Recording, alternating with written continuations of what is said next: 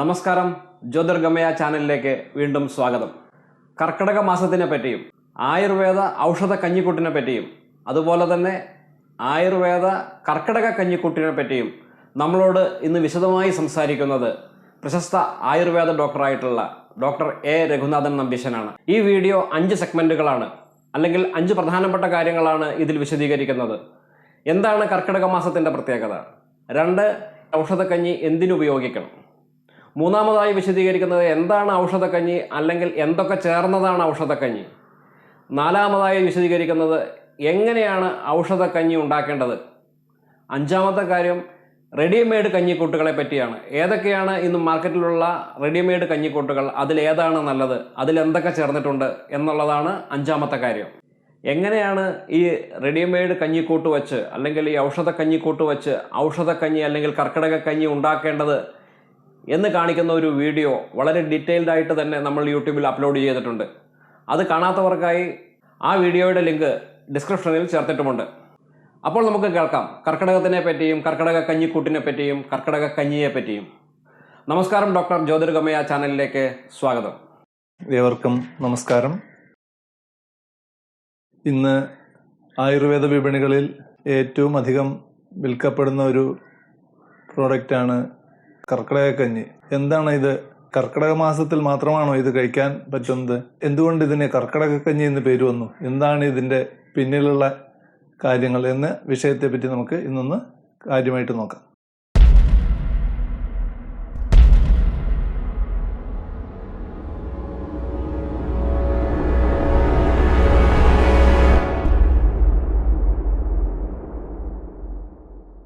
കർക്കിടക കഞ്ഞി, കർക്കിടക മാസത്തെ പറ്റി ആദ്യം നമ്മളൊന്ന് ആലോചിക്കണം. അതായത് മഴ വരുന്ന കേരളത്തിൽ സാധാരണയായിട്ട് ഇടവപ്പാതി സമയത്താണ്. ജൂൺ ആദ്യം തൊട്ട് സാധാരണയായി ഇടവപ്പാതി മുതൽ മഴ പെയ്ത് പിന്നെ മഴ നന്നായി കനക്കുന്നു. മഴ പെയ്യുന്നതോടുകൂടി എന്താണ് സംഭവിക്കുന്നത്? അന്തരീക്ഷം തണുക്കുന്നു, അതുപോലെ പിന്നീട് ഭൂമിയും തണുക്കുന്നു. ശരീരത്തിൻ്റെ ഉള്ളിൽ എന്താണ് സംഭവിക്കുന്നതെങ്കിൽ തണുപ്പ് കൂടുതൽ ആവുക കാരണം അന്തരീക്ഷം തണുത്തു, ശരീരം തണുത്തു, ഭൂമി തണുത്തു. അങ്ങനെ തണുത്തു വരുമ്പോൾ സംഭവിക്കുന്നത് നമ്മുടെ ഊഷ്മാവ്, ശരീരത്തിൻ്റെ ഊഷ്മാവ് പുറത്തു പോകാതെ ആദ്യകാലത്ത് അകത്തേക്ക് കൂടുതൽ എത്താൻ തുടങ്ങും. അത് കാരണം പെട്ടെന്നൊരു വിശപ്പ് തോന്നും എങ്കിലും പിന്നീട് ഈ തണുപ്പ് സ്ഥിരമായി നിൽക്കുകയും ക്രമേണ വാതരോഗങ്ങൾ കൂടുതൽ ഉണ്ടാവാൻ സാധ്യത ഉണ്ട് ഈ സമയത്ത്. അങ്ങനെ വരുമ്പോൾ തണുപ്പ് കൂടുക, വാതരോഗം വർദ്ധിക്കുക. ആ സമയത്ത് മനുഷ്യർക്കാണെങ്കിലോ അവരുടെ ദേഹപ്രകൃതി, ശാരീരിക പ്രവൃത്തികൾ കുറയുന്നു. പണിയില്ലാത്ത സമയങ്ങളാവും, ധാരാളം മഴ പെയ്യുന്ന സമയത്ത്. അങ്ങനെ വരുമ്പോൾ ദേഹത്തിൻ്റെ ചലനം കുറയുകയും അങ്ങനെ വരുമ്പോൾ നമ്മുടെ ദഹിക്കാനുള്ള സ്ഥിതി കുറയുകയാണ്. ദഹന പ്രക്രിയ ക്രമേണ കുറയുകയും ചെയ്യും. ആയുർവേദത്തിൻ്റെ ഭാഷയിൽ പറഞ്ഞാൽ അഗ്നിബലം എന്ന് പറയും ദഹിക്കാനുള്ള ആ കഴിവിന്. അഗ്നിബലം കുറയുന്നതോടുകൂടി ക്രമേണ എന്ത് സംഭവിക്കുന്നുവെങ്കിൽ നമ്മുടെ ശാരീരിക ബലവും കുറയുന്നു. ശരീരത്തിന് വ്യായാമം ചെയ്യാനോ പ്രവൃത്തികൾ ചെയ്യാനുള്ള കഴിവിനെയാണ് ശാരീരിക ബലം എന്ന് പറയുന്നത്. അങ്ങനെ അഗ്നിബലം കുറയുന്നതോടുകൂടി ശാരീരബലവും, അതോടുകൂടി ക്രമേണ ആന്തരിക ബലം എന്നുകൊണ്ട് ഉദ്ദേശിക്കുന്നത് രോഗങ്ങളെ ചെറുത്തു തോൽപ്പിക്കാനുള്ള രോഗപ്രതിരോധ ശക്തി, ഇമ്മ്യൂണിറ്റി പവറിനെയാണ് ഉദ്ദേശിക്കുന്നത്. അത് കുറയുന്നു. അഗ്നിബലം കുറയുന്നതോടുകൂടി നമ്മുടെ ശരീരത്തിന്റെ രോഗപ്രതിരോധ ശക്തിയും കുറയുന്നു എന്നതാണ് ഇവിടുത്തെ വിഷയം. അപ്പോൾ ഈ ഇടവപ്പാതിയിൽ തൊട്ട് കർക്കിടകം എത്തുമ്പോഴേക്കും മഴ മൂർധന്യമാവുകയും ഈ തണുപ്പ് കൂടുതലായിട്ട് അതൊരു ഉള്ളിൽ ഇത്രയും വ്യതിയാനങ്ങൾ സംഭവിക്കുകയും ചെയ്യും. അപ്പോൾ അതിനെ ചെറുത്തു തോൽപ്പിക്കേണ്ട, അല്ലെങ്കിൽ അതിനെ ചെറുത്തു തോൽപ്പിക്കാൻ നമ്മൾ ചില കാര്യങ്ങൾ ചെയ്യേണ്ടതുണ്ട്. അതാണ് നമ്മൾ ഈ ഒരു ഔഷധ രൂപേണ ചെയ്യുന്നത്. അപ്പോൾ ഈ തണുപ്പ് ഏറ്റവും അധികം വർദ്ധിച്ച സമയമാണ് കർക്കിടക മാസം. മിക്കവാറും ആൾക്കാർക്കൊന്നും ജോലിയില്ല താനും. അതോടുകൂടി സംഭവിക്കുന്ന പ്രശ്നങ്ങളാണ് നമ്മൾ സൂചിപ്പിച്ചത്. ഇതിനെല്ലാം ഒരു പ്രതിവിധി എന്ന നിലയ്ക്ക് നമുക്ക് എന്തൊക്കെ വേണം? രോഗപ്രതിരോധം ഉണ്ടാവണം. അതിലുപരി ഏറ്റവും അധികം നമ്മുടെ അഗ്നിയെ, ശരീരത്തിന്റെ ദഹന ശക്തിയെ വർദ്ധിപ്പിക്കണം. അഗ്നിവർദ്ധകം എന്ന് ആയുർവേദത്തിൽ പറയും. അഗ്നിവർദ്ധകമാകണം. അതുപോലെ തന്നെ രുച്യം എന്ന് പറയും. രുച്യം എന്ന് പറഞ്ഞാൽ കഴിക്കുന്നതോറും കൂടുതൽ കഴിക്കാൻ പറ്റുന്ന മാതിരിയുള്ള ഒരു ആഹാര പദാർത്ഥമാവണം. രുച്യമാവണം, അഗ്നി വർദ്ധകമാവണം, അതിലുപരി രോഗപ്രതിരോധ ശക്തി ഉണ്ടാക്കുന്ന സാധനമാവണം. ഏറ്റവും അധികം അന്നത്തെ സ്ഥിതിയിൽ വാതരോഗം വർദ്ധിച്ച സമയമാണ്. അപ്പോൾ വാതഹരവുമാണ്. ഇങ്ങനെയെല്ലാം ഉള്ള ഒരു ആഹാരപദാർത്ഥം എല്ലാവരും ഉപയോഗിക്കുകയാണെങ്കിൽ അത് ഇതിനെല്ലാം ചെറുക്കാൻ പറ്റും. ആയുർവേദത്തിലെ പല പഴയ ഗ്രന്ഥങ്ങളിലും ചില പ്രത്യേക അവസ്ഥകളിൽ ജ്വരം മുതലായിട്ടുള്ള അവസ്ഥകളിൽ ഇങ്ങനെ പറയുന്നുണ്ട്, ഇങ്ങനെയുള്ള അവസ്ഥയിൽ ഏറ്റവും അഗ്നിബലം കുറഞ്ഞ സമയത്ത് കഞ്ഞി കഴിക്കാനൊക്കെ. അങ്ങനൊരു അവസ്ഥയാണ് ഇവിടെ പ്രകൃതി ഉണ്ടാക്കിയിരിക്കുന്നത്. അപ്പോൾ ആ അവസ്ഥയിൽ കഴിക്കാൻ നമ്മുടെ പൂർവികർ, കേരളത്തിലെ പൂർവ്വ മനീഷികൾ ഉണ്ടാക്കിയ ഒരു പദ്ധതിയാണ് മരുന്ന് കഞ്ഞി, ഔഷധങ്ങളിട്ട് ഉണ്ടാക്കിയ കഞ്ഞി. അപ്പോൾ എന്തൊക്കെ വേണം? ഈ പറഞ്ഞ കാര്യങ്ങളൊക്കെ ഈ കഞ്ഞിയിൽ ചേർക്കണം. എങ്ങനെയാണത്? വാദത്തിനെ നശിപ്പിക്കുന്നതാണ്. വാദത്തിനെ നശിപ്പിക്കുവാൻ ഏറ്റവും നല്ലത് കുറുന്തോട്ടി എന്ന് നമ്മൾ അറിയും. കുറുന്തോട്ടി, അതുപോലെ തന്നെ ശതകുപ്പ, ഇടിഞ്ഞിൽ മുതലായിട്ടുള്ള സാധനങ്ങൾ. പിന്നെ രോഗപ്രതിരോധ ശക്തി വർദ്ധിപ്പിക്കുന്ന സാധനങ്ങളെ രസായനങ്ങൾ എന്ന് പറയും. കഴിക്കുന്ന രസായനം വെച്ചാൽ കഴിക്കുന്ന ലേഹ്യം എന്നുള്ള അർത്ഥമല്ല, ദേഹത്തിൽ ചെന്ന് കഴിഞ്ഞാൽ നമ്മുടെ ശരീരത്തിൽ ഉടനീളം രക്തപ്രവാഹത്തെയും എല്ലാം ധാരാളം ഉണ്ടാക്കുന്നതെന്നാണ് അർത്ഥം. രസായനം രോഗപ്രതിരോധ ശക്തിയെ വർദ്ധിപ്പിക്കുന്നത്. അതിനുതകുന്ന അമുക്കുരം, പിപ്പലി മുതലായിട്ടുള്ള സാധനങ്ങൾ ഉണ്ടായാൽ അത്രയും നല്ലത്. പിന്നെ രുചികരമാണ്. രുചിയെ വർദ്ധിപ്പിക്കാൻ വേണ്ടിയിട്ട് ശതകുപ്പ, ഉലുവ മുതലായുള്ള ഇന്ദുപ്പ് മുതലായിട്ടുള്ള സാധനങ്ങൾ ഇതിൽ ചേർക്കാവുന്നതാണ്. ഇത്രയും മരുന്നുകൾ ചേർത്ത് നമ്മൾ ഏറ്റവും ലളിതമായിട്ട് ഏറ്റവും ലഘുവായൊരു ആഹാരം ഉണ്ടാക്കുന്നു, കഞ്ഞി ഉണ്ടാക്കുന്നു. ആ കഞ്ഞി ഒരു കർക്കിടക മാസത്തിലോ അതുമായിട്ടുള്ള അവസ്ഥയിൽ കുറച്ചു കാലം ഉപയോഗിച്ച് കഴിഞ്ഞാൽ നമുക്ക് ഈ പറഞ്ഞ എല്ലാ കാര്യങ്ങളും നമുക്ക് സിദ്ധിക്കും. ഔഷധ കഞ്ഞി എങ്ങനെ ഉണ്ടാക്കാം നമുക്ക് നോക്കാം. ആദ്യം വേണ്ടത് ഔഷധങ്ങളിട്ട് വെള്ളം തിളപ്പിക്കണം. ഈ പറഞ്ഞ ഔഷധങ്ങൾ, ഈ പറഞ്ഞ 4 കാര്യങ്ങളും ചെയ്യുന്ന ഔഷധങ്ങൾ എല്ലാം വേണമെന്നില്ല, ചിലത് മാത്രം എടുക്കുക. എന്നിട്ട് അതിനെ നന്നായി കഴുകി വൃത്തിയാക്കിയ ശേഷം ചതച്ച് വെള്ളത്തിലിട്ട് തിളപ്പിക്കുക. തിളപ്പിച്ച് കഴിഞ്ഞാൽ ആ മരുന്ന് മാറ്റാം അവിടുന്ന്. ആ ഫിൽട്രേറ്റ് ഉണ്ടല്ലോ, ആ തെളിയിൽ പിന്നീട് ധാന്യം ചേർക്കുക. പൊടിയേരി ആവാം, ഏറ്റവും എളുപ്പത്തിൽ ദഹിക്കാൻ പൊടിയേരി ആവാം, നവരേരി, ചുവന്ന ചെന്നല്ലരി ആവാം, അതുപോലെ തന്നെ അല്ലെങ്കിൽ വെറും ചെറുപയർ അരിയും കൂടിയും ചേർത്ത് ഇങ്ങനെ ഏറ്റവും ദഹിക്കാവുന്ന സാധനങ്ങൾ ഇട്ട് നമ്മൾ കഞ്ഞി ഉണ്ടാക്കും. കഞ്ഞി ഉണ്ടാക്കിയ ശേഷം നന്നായി വെന്ത് കഴിഞ്ഞാൽ പിന്നെ അത് താളിക്കാനും നമ്മൾ ഔഷധങ്ങൾ തന്നെ ചേർക്കാം. ചുവന്നുള്ളി, കടുക് മുതലായിട്ടുള്ള നെയ്യിൽ വറുത്ത് ഈ കഞ്ഞിയിലിട്ട് താളിക്കുന്നു. എന്നിട്ടത് ചെറുചൂടോടെ കഞ്ഞി കഴിക്കുന്നു. കർക്കിടക മാസത്തിൽ ഒരു നേരം കഴിച്ചാൽ മതി. അങ്ങനെ വേണമെങ്കിൽ ഒരു 21 ദിവസമോ പറ്റുകയാണെങ്കിൽ 30 ദിവസമോ കഴിക്കാം.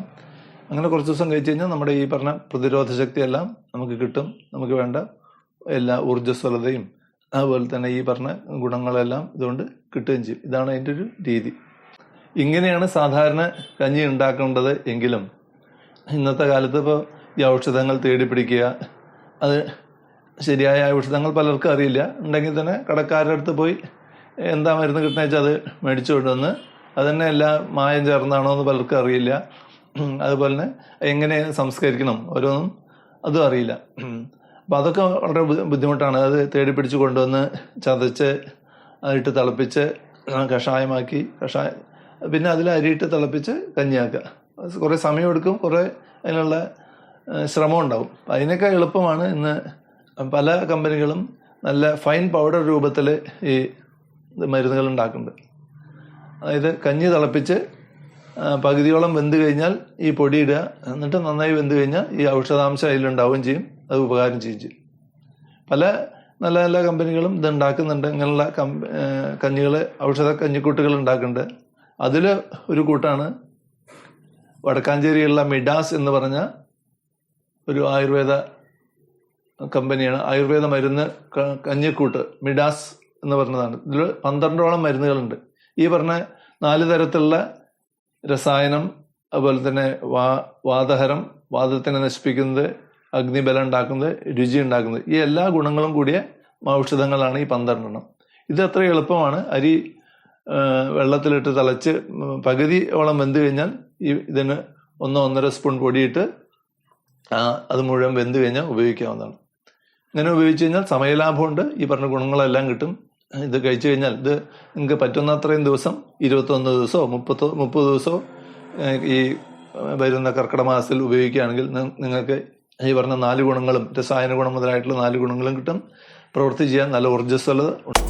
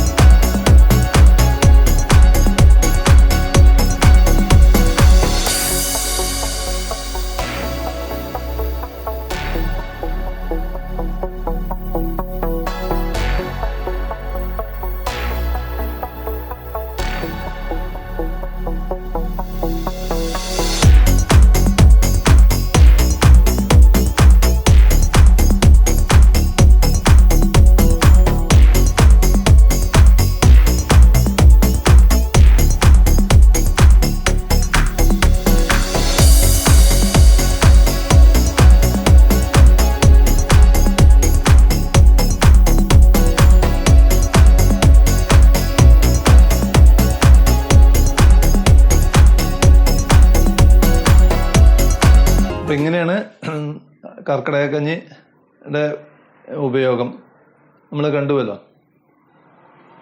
ഇങ്ങനെ പലതരത്തിലുള്ള ആഹാരങ്ങളെ കൊണ്ടും ഔഷധങ്ങളെ കൊണ്ടും അതുപോലെ ജീവിതചര്യകൾ കൊണ്ടാണ് ആയുർവേദം രോഗം ചികിത്സിക്കുന്നത്. നമ്മുടെ നാടിൻ്റെ തന്നെ സമ്പത്തായിട്ടുള്ള ഈ ആയുർവേദം നമുക്ക് മാത്രമല്ല ലോകത്തിലെ എല്ലാവർക്കും വേണ്ടിയിട്ടുള്ളതാണിത്. നമ്മളെങ്കിലും അതിനെപ്പറ്റി അതിൻ്റെ അന്തസത്ത അറിഞ്ഞ് അതിനെ പ്രായോഗികമാക്കിയാൽ നമുക്ക് എല്ലാവർക്കും ശരിയായ ആരോഗ്യം കിട്ടുകയും ചെയ്യും. ആയുർവേദത്തിൻ്റെ വേറൊരു പര്യായമാണ് അമൃതം. നമ്മുടെ മൃതിയിൽ നിന്ന്, നമ്മുടെ നാശത്തിൽ നിന്ന് അമൃതത്തിലേക്ക് കൊണ്ടുവന്നു. ആയുർവേദം അമൃതാനാം ശ്രേഷ്ഠം എന്നാണ്. അങ്ങനെ ആയുർവേദം ശീലിക്കൂ, അമൃതത്വത്തെ കൈവരിക്കൂ. താഴെ കാണിച്ചിട്ടുള്ള നമ്പറുകളിൽ ബന്ധപ്പെട്ട് കഴിഞ്ഞാൽ നിങ്ങൾക്ക് ഈ കഞ്ഞിക്കൂട്ട് ലഭിക്കുന്നതാണ്. ആയുർവേദത്തിലെ ഔഷധ കഞ്ഞിയെപ്പറ്റിയും ഔഷധ കഞ്ഞിക്കൂട്ടിനെ പറ്റിയും കർക്കിടക കഞ്ഞിയെപ്പറ്റിയും വിശദമായി നമ്മളിപ്പോൾ കേട്ടുവല്ലോ. എങ്ങനെയാണ് ഈ ഔഷധ കഞ്ഞിക്കൂട്ട് വച്ച് ഔഷധക്കഞ്ഞി അല്ലെങ്കിൽ കർക്കിടക കഞ്ഞി ഉണ്ടാക്കുന്നത് എന്നൊരു വീഡിയോ യൂട്യൂബിൽ തന്നെ ഞങ്ങൾ അപ്ലോഡ് ചെയ്തിട്ടുണ്ട്. അത് കാണാത്തവർക്കായി ആ വീഡിയോയുടെ ലിങ്ക് ഡിസ്ക്രിപ്ഷനിൽ ചേർത്തിട്ടുണ്ട്. കർക്കിടകത്തിനെ പറ്റിയും കർക്കിടക കഞ്ഞിയെപ്പറ്റിയും ഔഷധ കഞ്ഞിക്കൂട്ടിനെ പറ്റിയും ഒക്കെ ഉള്ള ഈ വീഡിയോ നിങ്ങൾക്ക് ഇഷ്ടമായി എന്ന് കരുതുന്നു. നിങ്ങളുടെ അഭിപ്രായങ്ങൾ കമൻറ്റുകളായി യൂട്യൂബിൽ തന്നെ തുറന്നെഴുതുക. അതുപോലെ തന്നെ ഈ വീഡിയോ നിങ്ങൾക്ക് ഇഷ്ടമായെങ്കിൽ മറ്റുള്ളവർക്ക് കാണുന്നതിന് വേണ്ടി പരമാവധി ഷെയർ ചെയ്യുക. വീണ്ടും അടുത്ത വീഡിയോയുമായി വരുന്നവരേക്കും ബൈ.